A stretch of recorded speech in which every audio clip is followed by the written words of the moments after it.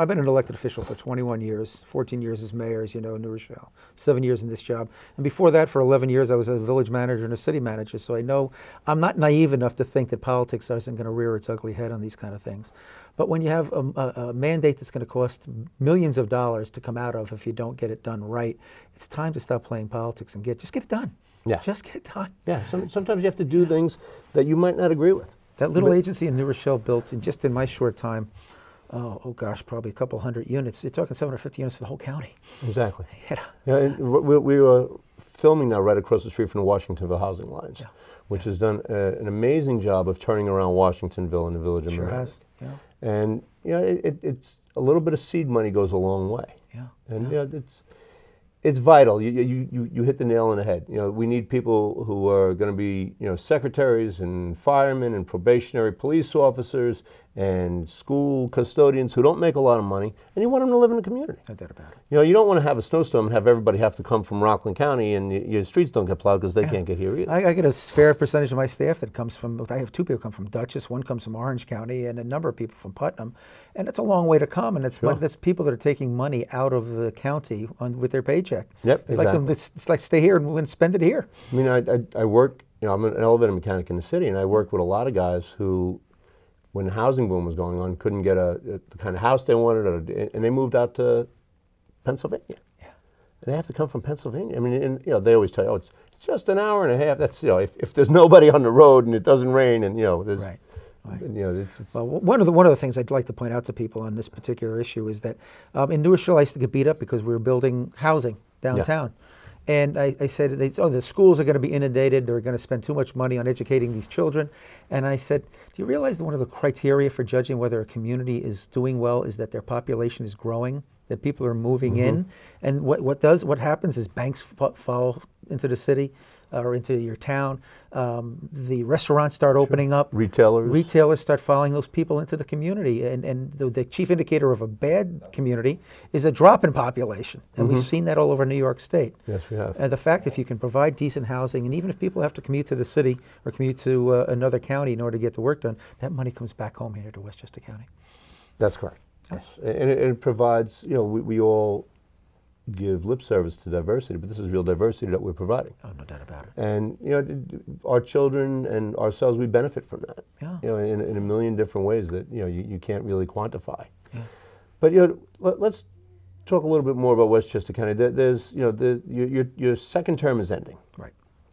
And, you know, from everyone I've talked to on both sides of the aisle, the county clerk's office is, you know, because I've dealt with a lot of real estate people and lawyers, and Mamaroneck and the county clerk office is really efficient and working well. We try to, yeah. Thank you. Thanks. I'm glad you tried. It's working well. It's working well. Yeah. And, you know, are you planning on running for a third term? I am going to run. Like maybe I'm making my announcement here tonight. You heard it here first. I am indeed going to run. I did fiddle around, as you know, for close to a year with running for county executive. I decided not to for a number of reasons. The first one and most important one being my family.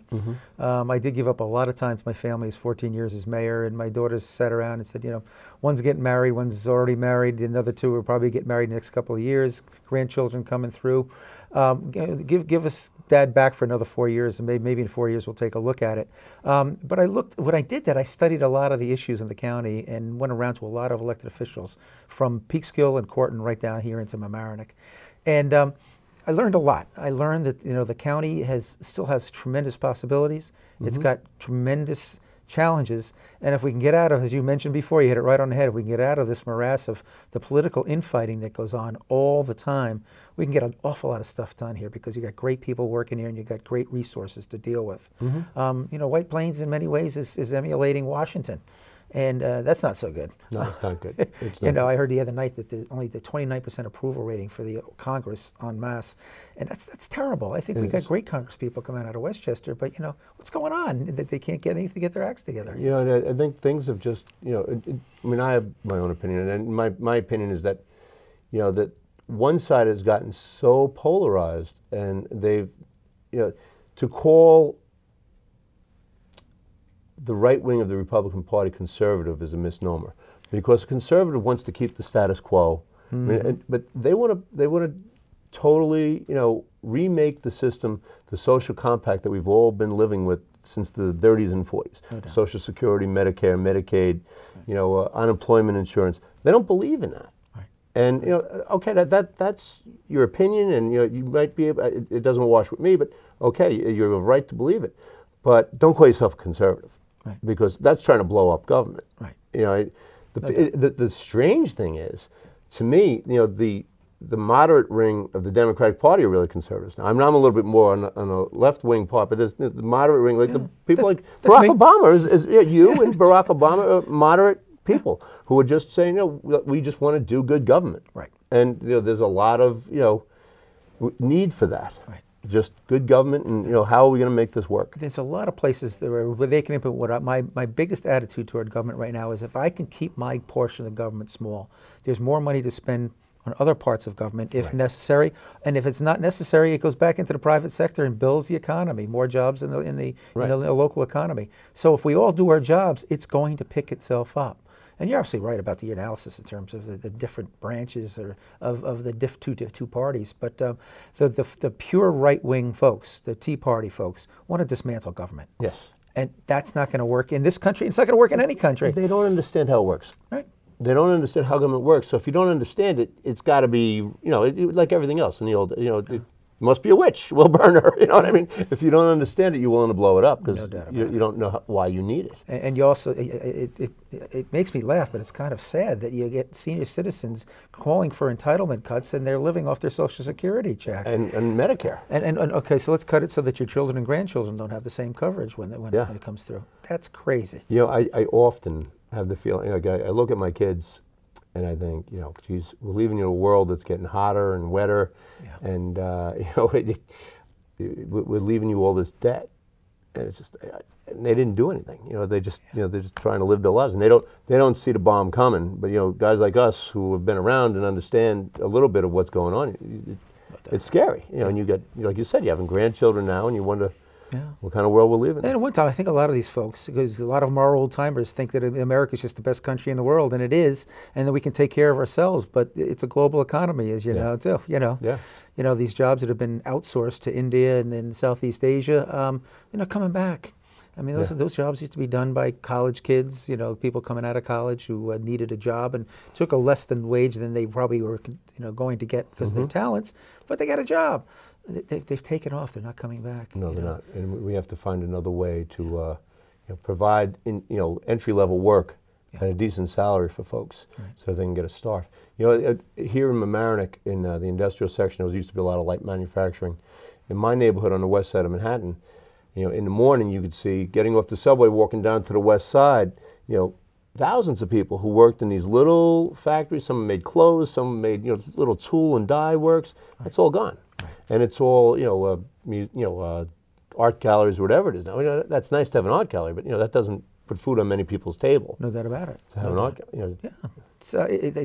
And we've gone to a service industry, of course, as well, which Westchester, I think, to his credit, the county executive has tried to do that. Hasn't been very successful, unfortunately. We're not seeing the jobs coming into Westchester. They're trying to get into some biomedical research, things of that sort. And they're all very, very sexy, but it's not really working that well right now. Right. And jobs are it. I said that when I became mayor in New Rochelle. I'm going to produce as many jobs as I possibly can. We did produce 2,000.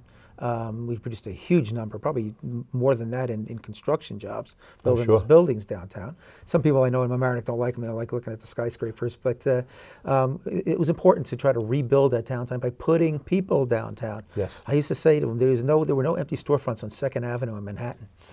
Because people live there. People live there. They went to the stores. They went to the stores. They went to the restaurants. And, exactly. Exactly. Now, just real quickly, in like a minute or two, what do you feel is the biggest issue facing Westchester right now in the next 5 years? The biggest issue probably is the ability to be able to produce those jobs. They're going to have to put their nose to the grindstone and figure out a way to bring people in here. Set up a criteria where people can get in. I realize the county executive will say something like, well, the taxes are too high. Well, they are high, but the quality of life is very, very high here as well. And as you know, the people expect a lot of services. Oh, try taking their services away, right? Try going to 1 day a week garbage pickup. You'd be hung in effigy. Yeah, I was the guy who took away, because I had to, the city was broke when I took over, I had to take away backyard garbage pickup, and people went nuts. After about 30 days, they got used to bringing it out to the curb, and everything's fine. But now we're going to 1 day. Yeah, as far as government goes, government can take care of themselves if they stop with the infighting. Private business, we're in competition with the world now, and we have to adapt to it. Yeah, and then you're right, and it's hard to, like you were saying before, in light manufacturing, to be in competition with somebody across the world that's going to work for $2 an hour, or and that would be a generous salary, $2 an hour. Yeah. But it's been great having you here, and I look forward to your campaigns. Your campaigns are always fun. Yeah, thank you. And I'm sure we'll be in touch in the next few months. But it's hopefully this could be a campaign, and I know you will run a campaign about issues, and it'll be about issues. But too often in Westchester County, you could see from the Latimer-Cohen race where the Cohen campaign made it just very nasty and very personal and very. They didn't. At the end of the day, I couldn't tell what the guy would do if he was elected, because I just kept getting. In a Democratic household, I never got so much literature from a Republican in my life. Incredible. He must have just had. There was over unlimited $5 million. I think he spent Cohen spent $4 million. I think Latimer spent $1 and a quarter, something like that. Ridiculous amounts of money being dumped. He's spending $4 million for a $79,000 job, and he says he's a really good businessman. I don't get it. I don't get it. And guess what? It didn't work. And it didn't work. Yeah. Well, as you know, I run clean campaigns. I have never gone negative on my opponents. I'm 6-0 so far in elections, and I plan on running another clean one and just proving to folks that I'm the most qualified person for the job. That's running. Yeah, and that's what gets you in. Exactly. And keeps you in. Absolutely. We're going to have to wrap up, but in conclusion, I just want to talk about, we are coming on the heels of a few weeks ago, the Newtown massacre, and everybody knows about the tragedy that happened in Newtown, and I think it's affected all of us. It's like one of those moments in your life where were you when you heard about it? Because it was just so horrific, and it was just so senseless and devastating. But I just want to point something out, because in the past 5-10 years, it's become kind of fashionable to kick around teachers and to kick around educators and to say, oh, they don't deserve pensions, they don't deserve a good salary, they get 3 months off, and all of this. And those women that day, some of them, actually shielded the children with their bodies. And the principal and the school psychologist ran toward the gunfire. The principal actually tried to disarm the gunman. Right. And I'll tell you what, I grew up around a lot of guys who thought they were tough guys, and I don't know how many of them would actually do that. And I can't say that I would have done that. Right. And so anybody ever says to me again that a principal or a teacher doesn't earn their money, you better be ready for an argument, because they were guardian angels, and they saved God knows how many kids' lives. And we all owe them a debt of great thanks, and especially to all of our civil servants, policemen, firemen, that always put their lives on the line. But who expects, as a kindergarten teacher, to have to put your life on the line? And they did. And when push came to shove, they did their duty. And thank God for them. But we'll catch you on the next time. Tim, it's been a pleasure. Thank you, Tom. Well said. Thank you. And we will see you probably in a month. Thanks a lot, and have a good night.